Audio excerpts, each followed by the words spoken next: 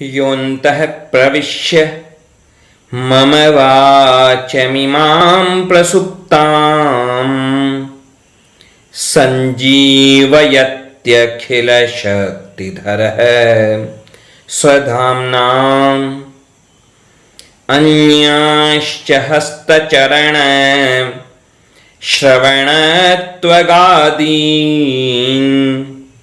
प्राणान्नमो भगवते पुरुषाय तुभ्यम्। श्रीवीरराघवदयार्द्रकृपावतारम् श्रीजानकीश पदपद्मपरागभृङ्गम् श्रीश्रीधरार्य चरणाम्बुजलग्नमौलिम् श्रीदेशिकार्य घनश्यामगुरुं नमामः। श्री वेदांत देशिक स्वामी जी महाराज ने शिष्य के लक्षणों का चिंतन करते हुए न्यास विंशति के 30वें श्लोक में छठा लक्षण कहा त्यक्त मान है, यानी जो वास्तव में सच्चा शिष्य बनना चाहता है उसे अपने अभिमान का पूरी तरह से त्याग कर देना चाहिए। कोई मान नहीं, कोई सम्मान की कामना नहीं, कोई प्रदर्शन नहीं, केवल और केवल अभिमान शून्य होकर केवल भगवान की प्राप्ति लक्ष्य हो। इस बारे में हम चिंतन करके देखें। हम श्री हनुमान जी महाराज का जीवन कितना प्रेरणादायी है हम सबके लिए। दुनिया में तो लोग मौका ढूंढते हैं कि कब वे खुद की बड़ाई कर सकें, कब वे खुद को बड़ा दिखा सकें, लेकिन भगवान के जो सच्चे भक्त हैं हनुमान जी महाराज जैसे, वे कभी भी खुद का नाम नहीं चाहते, वे कभी भी खुद की बड़ाई नहीं चाहते। वे तो केवल और केवल भगवान का नाम चाहते, केवल भगवान की बड़ाई चाहते। संसार में अधिकतर लोग अपना नाम चाहते हैं, लेकिन हनुमान जी केवल राम जी का नाम चाहते हैं।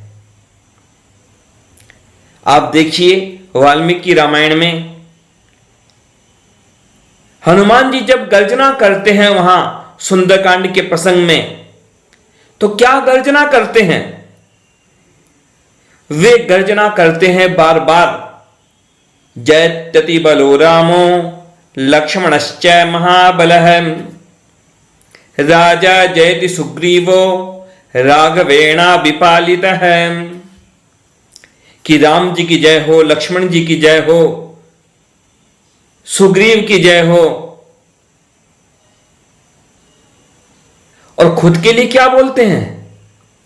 दासो हम कौशलेन्द्रस्य रामस्य क्लिष्टकर्मणः हनुमान शत्रु सैन्यानां निहंता मारुतात्मजः।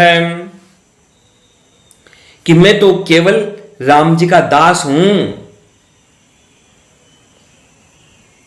खुद के लिए क्या कहते हैं कि मैं तो राम जी का दास हूं, राम जी का दास।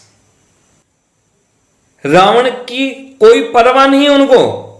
स्पष्ट कहते हैं कि एक रावण नहीं 1000 रावण को पराजित कर सकता हूं, लेकिन फिर भी अपने आप के लिए क्या कहते हैं कि दासो हम। कर सकते हैं बहुत कुछ, बहुत कुछ क्या बल्कि सब कुछ कर सकते हैं हनुमान जी महाराज। और उन्होंने किया भी है राम जी के लिए बढ़कर एक से बढ़कर एक कार्य किया उन्होंने राम जी का। लेकिन फिर भी उनके मन में कामना क्या है? खुद का बड़प्पन दिखाने की कोई कामना नहीं है उनके मन में, खुद की महिमा दिखाने की कोई कामना नहीं है उनके मन में। उनके मन में केवल राम जी की महिमा को दिखाना, राम जी की महिमा को बढ़ाना, यही उनके मन की कामना, यही उनके जीवन का प्रयास। लोग तो संसार में छोटा सा भी कोई काम कर दे भगवान का, तो भी वहां पर भी उनके मन में इच्छा हो जाती है कि मैं अपना यह कार्य कैसे दिखाऊं औरों के सामने, छोटा सा काम करके भी। लेकिन हनुमान जी महाराज राम जी का बड़े से बड़ा कार्य करते हैं, लेकिन फिर भी उनके मन में कोई कामना नहीं है अपने नाम को दिखाने की, अपना बड़प्पन जताने की कोई कामना नहीं है उनके मन में। आप देखिए, प्रसंग आता है सुंदरकांड का ही। अब वाल्मीकि सुंदरकांड तो पाठ बहुत कम लोग ही कर पाते होंगे, लेकिन रामचरितमानस का, तुलसीकृत रामायण का जो सुंदरकांड है उसका पाठ करने वाले तो कई लोग हैं। तो वहां पर प्रसंग आता है कि हनुमान जी और विभीषण, हनुमान जी महाराज वहां लंका में प्रवेश किए। पहले तो लंकिनी को मुक्का मारा और बाद में पहुंचे विभीषण के घर के पास, और विभीषण के घर के बाहर हनुमान जी ने रूप बनाया एक ब्राह्मण का। जैसे प्रवेश करते समय तो छोटा सा सूक्ष्म रूप बनाया था, मशक समान रूप कभी धरई, और यहां पर पहुंचे तो यहां पर आ गए ब्राह्मण के रूप में। उधर विभीषण ने जब हनुमान जी महाराज को देखा, ब्राह्मण को देखा सामने, तो प्रणाम किया। पहले तो कुशल मंगल पूछा और फिर उनसे पूछ लिया, परिचय पूछ लिया। करी प्रणाम पूछी कुशलाई, पहले प्रणाम किया विभीषण ने और फिर कुशल पूछी,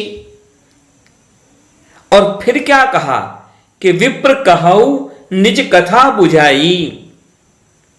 हे ब्राह्मण देवता, आप अपनी कथा बताइए, अपने बारे में विस्तार से बताइए। कथा का मतलब यही तो होता है। कथा मतलब क्या कि कब, कैसे, कहां, किसने, क्यों, क्या किया, ये सारी चीजें कथा शब्द में सम्मिलित हैं।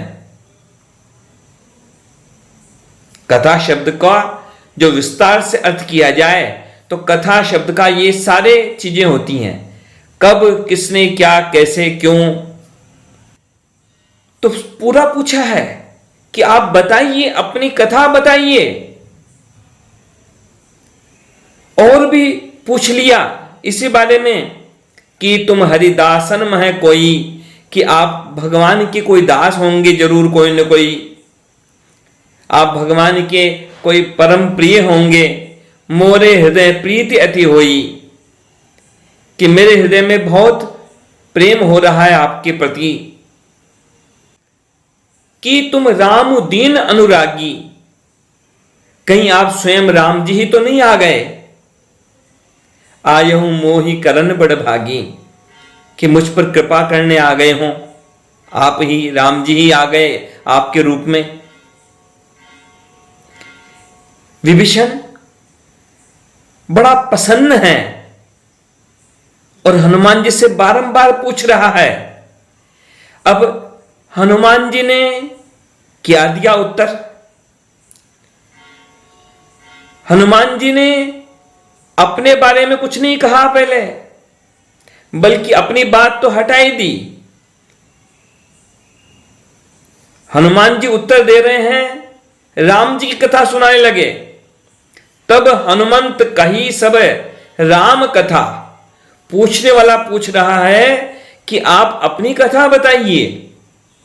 और हनुमान जी महाराज कैसे हैं? हनुमान जी महाराज कहते हैं कि अरे मेरी कथा में क्या पड़ा है, अरे मेरी कथा छोड़ो, राम जी की कथा सुनो। तब हनुमंत कही सब राम कथा, हनुमान जी ने राम जी की कथा सुनाई विभीषण को,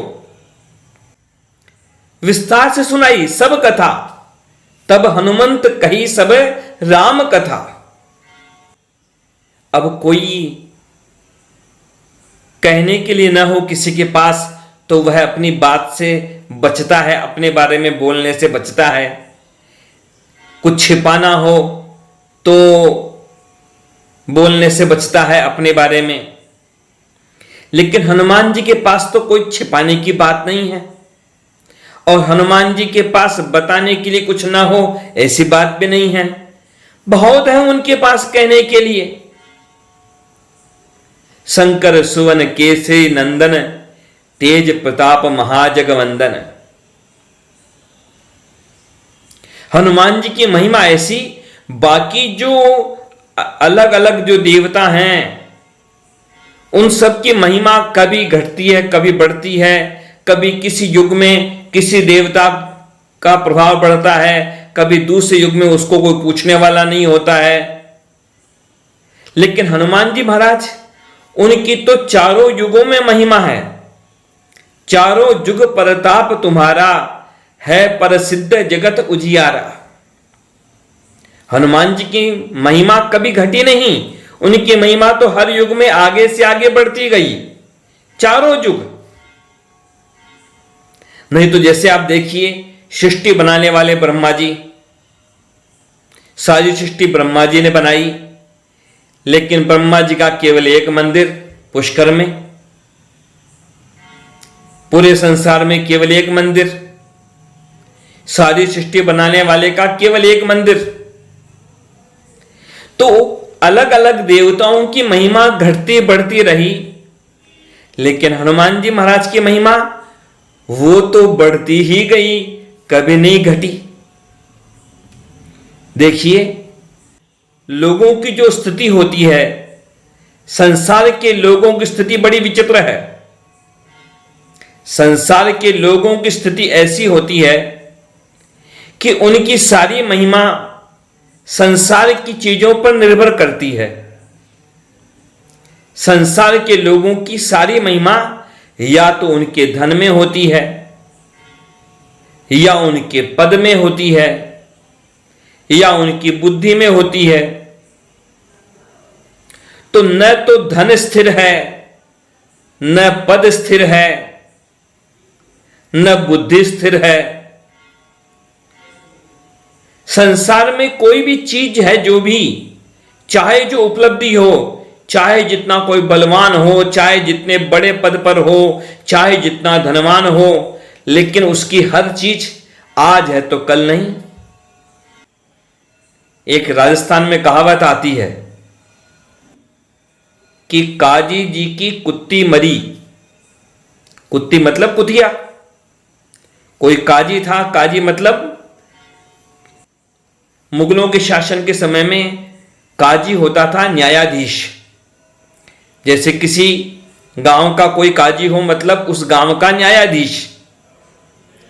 तो काजी जी की कुत्ती मरी तो पूरा गांव पूछने आया, उस काजी की कुतिया मरी। तो पूरे गांव के लोग, हर घर का आदमी आया पूछने के लिए काजी जी के पास में कि क्या हुआ, आपकी कुतिया कैसे मर गई, क्या हुआ क्या हुआ। वो कुतिया तो ठीक ही थी, अच्छी थी, क्या था, कैसे मर गई, क्या हुआ।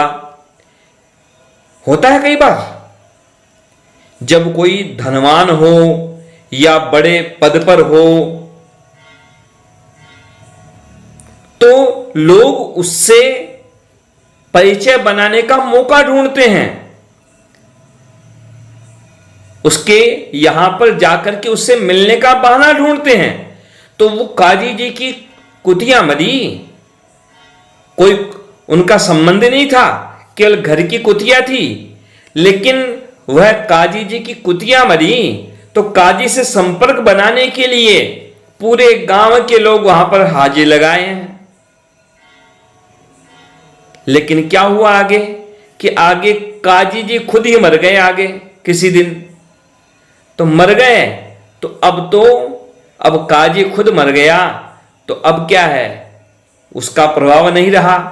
वो तो मर गया जिसका जो पद था, अब तो कोई दूसरा बनेगा काजी। तो अब क्या हुआ कि काजी जी की कुतिया मरी तो पूरा गांव पूछने आया, लेकिन काजी जी खुद मर गए तो कोई गांव का कुत्ता भी पूछने नहीं गया। तो ऐसी स्थिति होती है दुनिया में। दुनिया की जो भी उपलब्धियां हैं, धन संपत्ति हो, पद प्रतिष्ठा हो, ये सब अस्थिर हैं। आज है तो कल नहीं, कल है तो परसों नहीं। इनके अंदर घटना बढ़ना होता रहता है। लेकिन भगवान के भक्तों की जो बात है, भगवान की महिमा बढ़ती ही जाती है और भगवान के भक्तों की महिमा भी बढ़ती ही जाती है। जैसे धूमकेतु होते हैं, धूमकेतु, तो धूमकेतु अचानक आते हैं और ऐसे उनका प्रभाव होता है। धूमकेतु धूमकेतु की बड़ी लंबी पूंछ होती है, बल्कि बड़े बड़े ग्रहों से भी ज्यादा लंबी उसकी पूंछ होती है। लेकिन वो धूमकेतु कब आए और कब चले जाते हैं, आते हैं तो कुछ ना कुछ बिगाड़ करके ही जाते हैं धूमकेतु। तो संसार के लोगों की उपलब्धियां उनके लिए महत्वपूर्ण होंगी, पर संसार के लिए महत्वपूर्ण नहीं होती। संसार के लिए तो आज है तो कल नहीं है। अब हनुमान जी की बात देखिए आप, उनके पास कुछ बताने के लिए कम थोड़ी था। हनुमान जी महाराज के पास तो बहुत कुछ है बताने के लिए। पवन तनय बल पवन समाना, जामवंत जी ने जब कहा था हनुमान जी महाराज से, तो हनुमान जी की प्रशंसा करते हुए कहा था, पवन तनय बल पवन समाना, बुद्धि विवेक विज्ञान निधाना, कि आप तो पवन पुत्र हैं और पवन के समान ही आपका बल है और आप तो बड़े बुद्धिमान, बड़े विवेक और विज्ञान के निधान हैं। कवन सुकाज कठिन जग माही, जो नहीं होत तात तुम पाही। ऐसा कौन सा कठिन कार्य हो सकता है संसार में जो आप नहीं कर सकते? हनुमान जी महाराज का सामर्थ्य तो अतुलनीय है। हनुमान चालीसा में कहा है ना, जुग सहस जोजन पर भानु, लील्यो ताहि मधुर फल जानू। कितने दूर है सूर्य, लेकिन उस सूर्य को भी निगल गए थे। बाल समय रवि भक्ष लियो तब, तीनहु लोक भयो अंधियारो, ताहि सुत्रास भयो जग को यह, संकट काहु सो जात न टारो। कह सकते थे हनुमान जी महाराज विभीषण को, क्या रे मेरे बारे में क्या पूछते हो, मैं तो जन्म लेते ही सूर्य को निकल गया था। लेकिन कुछ नहीं कहा, अपने बारे में नहीं कहा। विभीषण पूछ रहा है कि आप अपनी कथा बताइए, और हनुमान जी महाराज राम जी की कथा सुनाते हैं। हनुमान जी महाराज ने तो क्या नहीं किया, कितने महान महान कार्य किए। सुग्रीव कितनी समस्याओं में था और सुग्रीव ने क्या किया? सुग्रीव तो बैठा था अपनी जगह। सुग्रीव की सबसे बड़ी विशेषता यह थी कि उसने अपना सलाहकार बनाया, मंत्री बनाया हनुमान जी महाराज को, और कोई विशेषता सुग्रीव की नहीं है। सुग्रीव की एक ही विशेषता कि सुग्रीव ने जब भी राय ली तो किससे ली? हनुमान जी महाराज से ली। तुम उपकार सुग्रीव ही कीना, राम मिलाए राजपद दीना।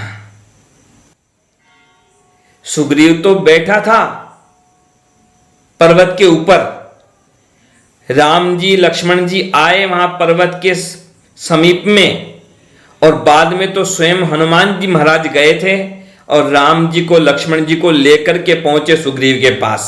सुग्रीव को कहीं नहीं जाना पड़ा। हनुमान जी का भरोसा था सुग्रीव को, तो हनुमान जी तो राम जी को वहीं लेकर के आ गए। कितने कितने महान कार्य किए हैं राम जी के लिए हनुमान जी ने। बंधु समेत जबै अहि रावण, लय रघुनाथ पताल सिधारो।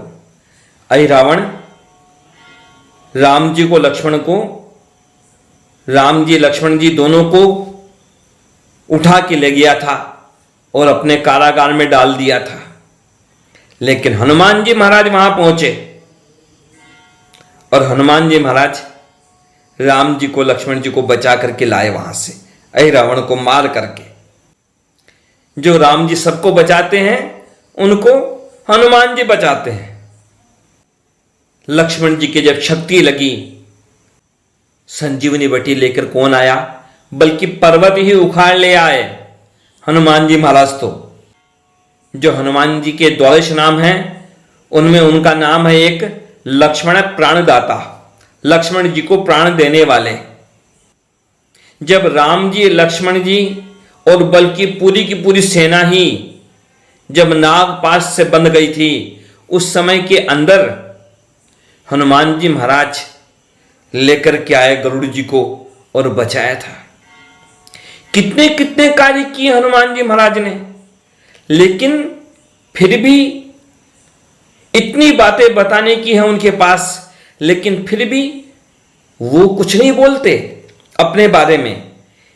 अपने लिए तो कहते हैं कि मेरे बारे में सुन के क्या करोगे, अरे आप तो राम जी की बात सुनिए, राम जी की कथा सुनिए। तब हनुमंत कही सब राम कथा। विभीषण ने कहा चलिए आप कम से कम अपना नाम तो बताइए। हनुमान जी ने आखिर अपना नाम बताया, अपने बारे में और कुछ नहीं कहा। अपने बारे में तो बस यही कहा कि दासु हम कौशलेंद्रस्य, मैं तो राम जी का दास हूं, यही परिचय है। कथा सुनो तो राम जी की सुनो, राम जी के बारे में सुनाया। और अपना नाम बता करके क्या कहा बाद में कि भाई मेरे बारे में जान करके क्या करेंगे आप। कहने लगे, क्या कहने लगे, कहु कवन में परम कुलीना, कपि चंचल सबही विधिहीना। हनुमान जी महाराज इतने विनम्र हैं, कहने लगे कि मैं कौन सा कोई ऊंचे कुल वाला हूं। अब बताइए, शंकर सुवन है, मतलब शंकर जी के पुत्र हैं, शंकर जी के अवतार हैं, रुद्रावतार हैं, वायुपुत्र भी हैं। अब फिर भी कह रहे हैं हनुमान जी महाराज कि मैं कौन सा कोई ऊंचे कुल वाला हूं, मैं तो वानर हूं, कपि चंचल सबही विधिहीना। मैं तो बड़ा चंचल हूं, सब तरह से हीन हूं, सब तरह से छोटा हूं। पर ये कोई शब्दों को न पकड़े, ये तो हनुमान जी महाराज की विनम्रता है। भगवान के जो सच्चे भक्त होते हैं वे हमेशा अपने आप को छोटा मानते हैं, अपने आप में दोष देखते हैं, कमी देखते हैं। वे अपने आप को गुणवान नहीं समझते, वे तो अपने आप को सबसे छोटा मानते हैं, सबसे नीचे मानते हैं। ये उनकी विशेषता है। यामुनाचार्य जी महाराज आलवंदा स्तोत्र में भगवान की स्तुति करते हुए क्या कहते हैं, अपने दोषों के बारे में वर्णन करते हैं, जो दोष उनके अंदर हैं ही नहीं। लेकिन हमारे रामानुज संप्रदाय का एक सिद्धांत भी है, नेत्यानुसंधान, यानी खुद को विशेष मत मानो, ऊंचा मत मानो, हमेशा अपने आप को नीचा समझो, हमेशा अपने आप को नीचे से नीचा समझो, अपने आप में कोई गुण मत समझो, अपने में जो दोष है उनको देखो, अपने को आपको सबसे नीचे मानो। दास, बल्कि दास की बात भी नहीं है, 7 अवधि तक, मतलब 7 बार तक चिंतन किया गया कि कैसा कि दास के दास का भी दास, ऐसा 7 बार दासानुदास। तो इतना नीचे होने की बात, यानी बिल्कुल अहंकार शून्य, बिल्कुल अभिमान शून्य, वहां पर चिंतन किया यमुनाचार्य जी महाराज ने। अमर्याद है शुद्र चलमति रसूया पसव भू कृतघ्नो दुर्मानी स्मर परवशो वंचन पर है नृशंस है पापिष्ठ है कथमहमितो दुःख जलधे रपारादुत्तीर्ण तव परिचरेयं चरणयोः। इतने विनम्र हैं, अपने आप में जो दोष हैं ही नहीं उनका भी चिंतन कर रहे हैं यमुनाचार्य जी महाराज कि भगवान मुझ में तो कोई मर्यादा नहीं, भगवान मैं तो बिल्कुल क्षुद्र हूं, किसी गिनती में आने लायक नहीं हूं। भगवान चलमती, भगवान मेरी बुद्धि तो स्थिर नहीं रहती। असूया प्रसव भू कि बहुत ईर्ष्या उत्पन्न होती रहती है मेरे मन में। कृतज्ञ हूं, अत्यंत अभिमानी हूं, काम के पराधीन हूं, यानी अनेक अनेक दोषों का चिंतन करते हैं। कोई यह न सोच ले कि यमुनाचार्य जी महाराज वैसे ही थे, वो वैसे नहीं थे। ये तो समझो कि उनमें कोई दोष कभी नहीं था, उनके पूरे जीवन में कोई दोष नहीं था, लेकिन फिर भी इतने विनम्र हैं, दोष न होने पर भी दोष मान रहे हैं अपना। ये उनसे सीखने की बात है कि कोई दोष न होने पर भी दोष मानते हैं अपने आप में। तो संसार में हम बाकी लोग जो दोषों से भरे हैं वो किस बात का अहंकार करते हैं। हनुमान जी महाराज तो यहां तक कहने लगे विभीषण से कि अरे भाई मेरे नाम में क्या पड़ा है, अरे भाई मेरा नाम तो ऐसा है कि प्रात ले जो नाम हमारा तेई दिन ताहि न मिले आहारा। कि भाई सुबह सुबह जो हमारा नाम ले लेता है उसे उस दिन आहारा नहीं मिलता, भोजन नहीं मिलता। हनुमान जी ने जो कहा उसके पीछे तो बड़ा गहरा मतलब था, लेकिन कई बार भ्रम से केवल शब्दों को पकड़ने वाले लोग इस भ्रम से हनुमान जी का नाम नहीं लेते सुबह सुबह। कुछ ऐसे भी विचित्र होते हैं लोग जो केवल शब्दों को पकड़ते हैं, शब्द के भाव को नहीं समझते। अब ऐसा कैसे हो सकता है कि हनुमान जी महाराज जैसे परम भक्त का कोई नाम लेवे सुबह सुबह और हनुमान जी का नाम लेवे और उसे आहारा नहीं मिले, यह कैसे हो सकता है? जरा चिंतन करें हम, बड़ी गहरी बात है इसके पीछे भी। भोजन की भी कई श्रेणियां होती है। एक होता है भोजन, यानी सात्विकता से बनाया जाए, सात्विकता से पाया जाए, यह होता है भोजन। सात्विक चीजों को बना करके पाया जाए, सफाई से, स्वच्छता से, पवित्रता से। और दूसरा होता है आहार, यानी बन तो गया ढंग से, लेकिन कहीं भी खा लिया, कैसे भी खा लिया। जहां पर पेट भरने का ध्यान हो तो वो हुआ आहार। और तीसरी चीज है आहारा। आहारा यानी क्या कि न तो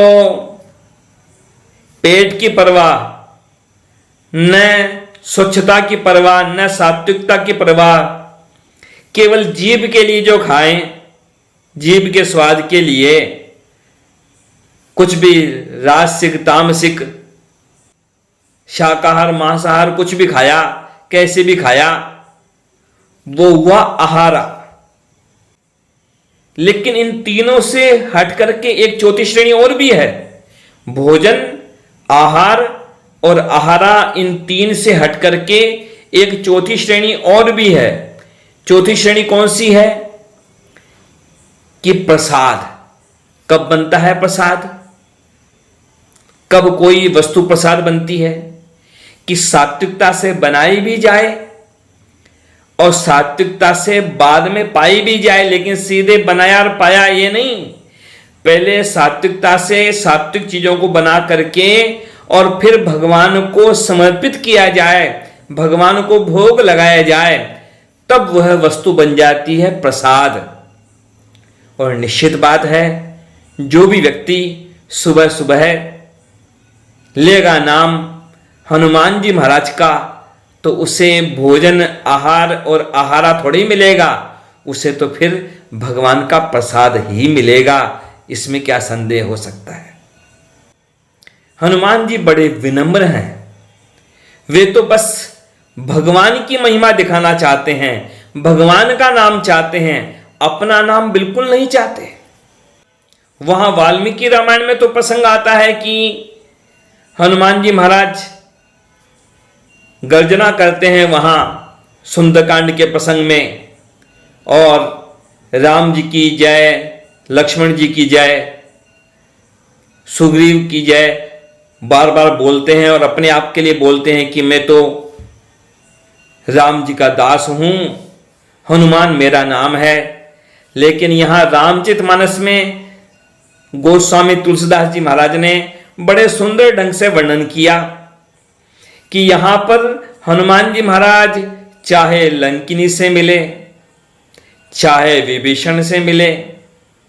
अब देखिए, केवल विभीषण को मिले हैं तो विभीषण को उन्होंने अपना नाम बताया है, बाकी उन्होंने लंका में अपना नाम किसको लिया? सीता माता के सामने लिया। सीता माता और विभीषण, इन दो के सिवा हनुमान जी ने अपना नाम लिया ही नहीं। रावण से मिले हैं, रावण ने भी पूछा था कि कौन हो, तो उन्होंने राम जी की कथा बताई, राम जी के अनुसार चलने का उपदेश किया, लेकिन अपना नाम नहीं बताया। बाद में लंका जला करके हनुमान जी महाराज लौट गए थे वापस। इधर रावण क्या हो गई समस्या? क्या हुई समस्या? रावण को बड़ा क्रोध आया। अब क्रोध आया तो बुलाया सेनापतियों को। सेनापति आए कि आदेश, तो रावण ने कहा, रे उस वानर को पकड़ के लाओ। सेनापति खड़े रहे। रावण ने कहा कि अरे सुना नहीं तुमने, उस वानर को पकड़ के लाओ। तो सेनापतियों ने कहा कि कौन वानर? कि कौन वानर? रावण ने कहा, अरे वही जिसने अक्षय कुमार को मारा। कि कौन वानर? कि अरे वही वानर कि जो लंका जला गया। कि कौन वानर? उसका नाम तो बताइए। अब किसी को भी ढूंढना हो तो नाम तो पता होना चाहिए ना। लेकिन अब नाम क्या बताए? रावण को नाम पता ही नहीं, किसी को नाम पता ही नहीं। वहां लंका में आए थे हनुमान जी महाराज, तो सीता माता को अपना परिचय दिया बराबर, और विभीषण को बताया था नाम अपना, बाकी किसी को उनका नाम भी पता नहीं। बाद में रावण ने अपने गुप्तचर भेजे थे हनुमान जी के बारे में पता करने के लिए, लेकिन गुप्तचर भी आए वापस समाचार देने रावण के पास। तो गुप्तचरों ने समाचार दिया कि हाँ समाचार लेके आ गए हैं। रावण ने कहा कि बताओ कौन कौन बलवान वहां पर सुग्रीव की सेना में हैं। तो नाम सुनाए गुप्तचरों ने, द्विविद मयंद नील नलय अंगद गद विकटास दधिमुख केहरी निसट सठ जामवंत बलरास। रावण ने कहा अरे इतने सारे नाम क्या बताते हो, अरे उस वानर का नाम बताओ जो यहां लंका जला गया। वानरों के उन वीरों के उन महान सेनापतियों के नाम सुना करके वे गुप्तचर कहने लगे कि हमें तो ये नाम पता लगे, उस वानर का नाम तो हमें पता नहीं। अब हनुमान जी की बात कैसी है, हनुमान जी ने कोई बड़ा पद थोड़ी लिया है, उनके पास बड़ा पद नहीं है, उनके पास भगवान की बड़ी सेवा है। राम काज करिबे को आतुर, वे किसी पद के पीछे नहीं हैं कि ये पद मिले तो कार्य करूं राम जी का। वे तो बस कार्य करते हैं, पद दूसरे लोगों को मिलते गए, सेनापति अलग अलग बनते गए। हनुमान जी के बारे में आप पूछो देखो तो उनके पास कौन सा पद था वहां पर, वो कौन से सेनापति थे। गुप्तचरों ने कहा कि वो कोई सामान्य वानर होगा, यहां सेनापति में तो उसका नाम नहीं है। रावण ने कहा रे सामान्य वानर कैसे हो सकता है वो, बात तो सही है। हनुमान जी से बढ़कर के और कौन, बल्कि यहां तक की स्थिति हुई आगे, जब बाद में अंगद गया था रावण को समझाने के लिए रावण के पास, भगवान राम का दूत बन करके गया था जब अंगद, तो रावण उल्टा अंगद की हंसी उड़ाने लगा कि अरे भाई तुम्हारी सेना में है कौन ऐसा जो मुझसे लड़ाई कर सके। तुम रे कटक माज सुनु अंगद मोसन भिरी कवन जोधाबद, तुम्हारी सेना में ऐसा है कौन, ऐसा योद्धा कौन है जो मेरे साथ लड़ाई कर सके। व्यंग्य कर रहा है रावण, ये रावण के वाक्य हैं। कह दिया रावण ने कि अरे जो तुम्हारे प्रभु हैं वो तो अपनी पत्नी के विरह में व्याकुल है तो बलहीन हो गए, और जो उनका भाई है लक्ष्मण वो अपने बड़े भाई के दुख से वो दुखी है। हां तुम हो और सुग्रीव हो, लेकिन तुम दोनों तो ऐसे हो जैसे कोई नदी किनारे का पेड़ हो। अब नदी किनारे का पेड़ होता है तो उसकी हालत बड़ी विचित्र होती है।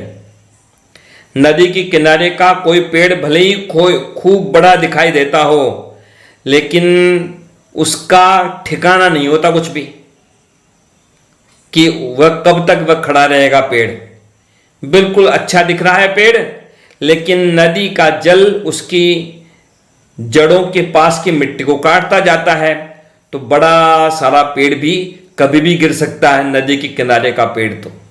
तो कह दिया कि अरे तुम और जो सुग्रीव है तुम दोनों तो नदी किनारे के पेड़ हो, और जो विभीषण है हमारा छोटा भाई तो वह तो बड़ा डरपोक है। तब प्रभु नारी विरह बलहीना अनुज तास दुख दुखी मलीना, तुम सुग्रीव कूल द्रुम दोऊ अनुज हमार भीरु अति सोऊ। रावण ने और व्यंग्य किया कि हां जामवंत है, लेकिन जामवंत तो बहुत बूढ़ा हो गया, वो अब क्या लड़ाई में लड़ाई करेगा। जामवंत मंत्री अति बूढ़ा, सो की होई अब समरारूढ़ा।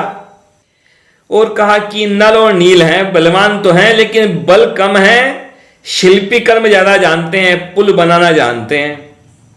फिर याद आया रावण को कि हां लेकिन एक बात है, एक है वानर बड़ा बलवान, कि कौन, कि जो पहले यहां आया था और यहां लंका जला करके चला गया, वो बड़ा बलवान है। उसके बारे में तो कहना पड़ेगा वो बड़ा बलवान है। रावण के मुख से निकला। अब तो मौका मिला अंगद को भी। अंगद ने कहा कि क्या, कौन, कि जो लंका चला गया? अरे रावण वो कोई बलवान थोड़ी था, वो कोई बलवान थोड़ी था, वो तो एक हमारी सेना का एक सामान्य वानर था।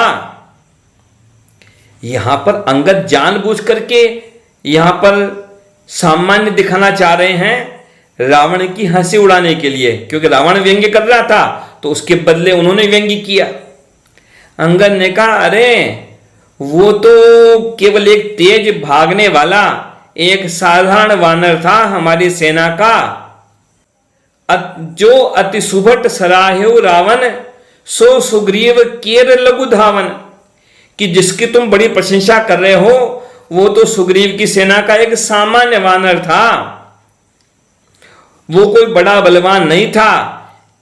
चलई बहुत सो वीर न होई, पठवा खबरी लेन हम सोई, उसको तो हमने केवल खबर लेने भेजा था। उसने तो प्रभु राम जी से अनुमति लिए बिना और सुग्रीव से अनुमति लिए बिना जो यह लंका जला दी थी, तो इससे डरा हुआ वो तो वापस सुग्रीव के पास ही नहीं गया। व्यंग्य किया, उल्टे रावण के व्यंग्य के बदले अंगद ने व्यंग्य किया कि जिसे तुम बड़े बलवान कह रहे हो उससे बढ़कर के भी पता नहीं कितने कितने हमारे यहां हैं। पर मतलब क्या है कहने का, कि बात ऐसी कि हनुमान जी महाराज एक से बढ़कर एक महान कार्य करते हैं राम जी के, लेकिन अपने नाम को छिपाते हैं। रावण भी उनके नाम को नहीं जानता, लंका जला दी, लंका में कोई उनके नाम को नहीं जानता, लंका में सब उनके याद करके भी उनको सब कांपते हैं, लेकिन उनके नाम को नहीं जानते।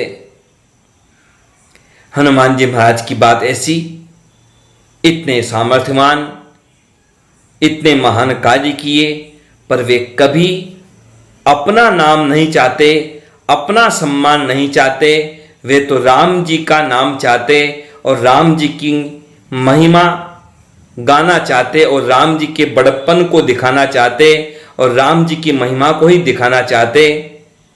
भगवान के श्री चरणों में प्रार्थना है कि हम सब भी हनुमान जी के समान नाम की कामना से दूर रहें, अपने बड़प्पन की कामना से दूर रहें और केवल भगवान की महिमा को दिखाने में तत्पर रहें और भगवान के कार्य को करने में तत्पर रहें। और हनुमान जी की तरह हम भी हमेशा हमेशा भगवान के लिए समर्पित रहें। जय श्रीमन नारायण।